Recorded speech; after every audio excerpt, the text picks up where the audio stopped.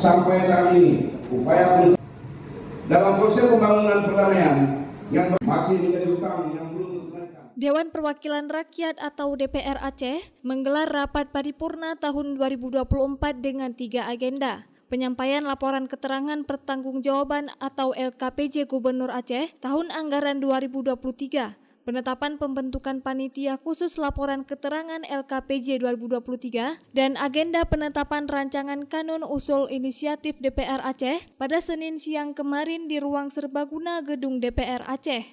Rapat tersebut dipimpin langsung oleh Ketua DPR Aceh, Zulfadli dan Wakil Ketua.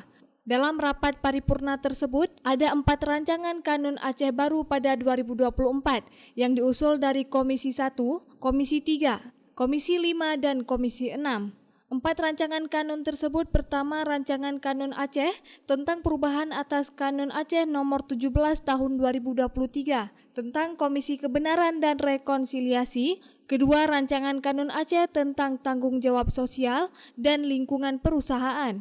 Kemudian rancangan kanun Aceh tentang pemenuhan hak-hak penyandang disabilitas dan rancangan kanun Aceh perlindungan guru.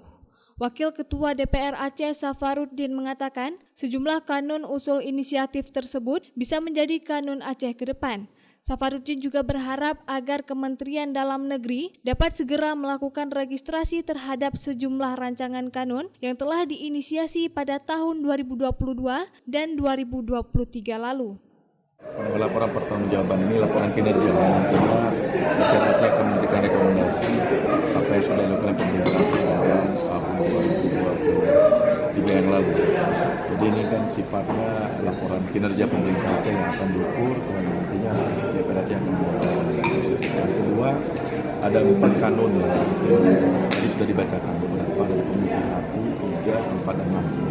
Dan tentunya ini menjadi sebuah keinginan bersama dari DPR Aceh bersama pemerintah Aceh tentunya akan melakukan beberapa hal yang tadi sudah disebutkan oleh teman-teman masing-masing komisi yang berinisiatif untuk menyatakan kanunnya dengan hal yang kita segerakan untuk memberikan prioritas kita. Jadi kita perlu mendesak segera mana kanun-kanunnya kita sudah sepakati bersama untuk dikeluarkan registernya dan sudah bisa dilakukan.